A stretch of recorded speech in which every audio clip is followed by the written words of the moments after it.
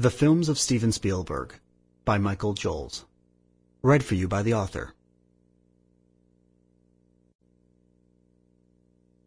Preface. The authorship of Steven Spielberg. Artists who have been working for decades take an exorbitant amount of time to research, and while I enjoy reading and collecting materials, borderline hoarding if we're being honest, the amount of time required to invest on a prominent Hollywood director was exhausting just to think about. Yet the scope of some topics are so large that multiple angles can be taken. This is true when you consider how many books exist on any historical event, or how many college-level classes you can take on computers, medicine, or mathematics. Even in film academia this is true. I personally have read 9 books on Clint Eastwood, and by my count there are still a dozen others out there. Perhaps a mainstream director can be properly related and uniquely examined without plucking every single piece of material in existence. This is not to suggest that this book is under-researched.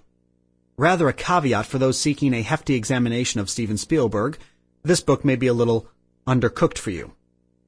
The subject matter for this book will serve as a pseudo-introductory course into Spielberg's cinema, emphasizing the connection between his personal life and his movies, his role in film history, as well as his recent work, which has failed to get the same academic attention as his earlier films. On the topic of other publications, and it's pathetic I'm actually including the following. Many critics have expressed reservations about Steven Spielberg due to his man-child tendencies, making him unworthy of critical attention. They blame him for ruining film with the summer movie phenomenon. Considering the academic hostility towards Spielberg, I'm compelled to convey to the reader that this book was assembled by a fan. This book was penned by an admirer who doesn't care about the so-called scholars. The heroes of Schindler's List, Amistad, Saving Private Ryan, and Bridge of Spies are profoundly more inspirational than a handful of frumpy professors. This book was written by a filmmaker who understands the production process and will not be going out of his way to brandish flaws. Of course, out of 30 movies, there are ones I enjoy more than others, but the intention of this book is to extract themes and enrich the reader with an appreciation of Spielberg's cinema. Although this book is a cinema study and not a traditional biography, an accurate dissertation demands that we begin by reviewing Spielberg's life and addressing the parallels with the films. Spielberg's youth displays the origin of themes that commonly appear in his movies.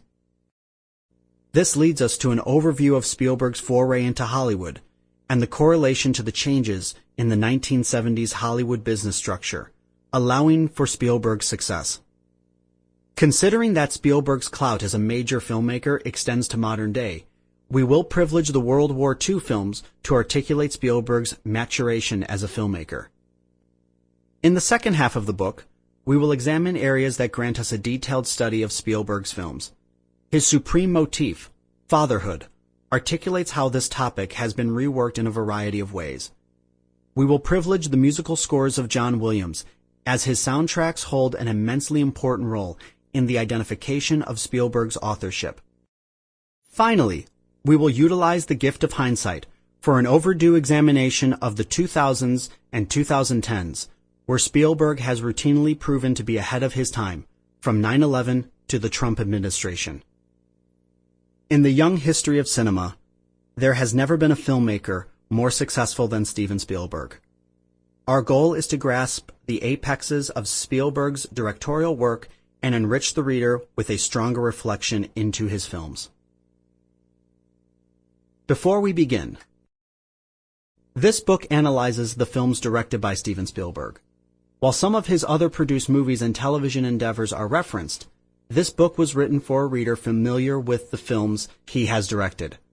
Although we'll strive to be articulate as possible, please be advised that some chapters may be difficult to follow without having seen them, and spoilers are openly discussed. When discussing the characters in these films, I will refer to the actor rather than the character. For example, with regards to The Terminal, we shall refer to our hero as Tom Hanks and not Victor Navorsky. Sample complete. Ready to continue?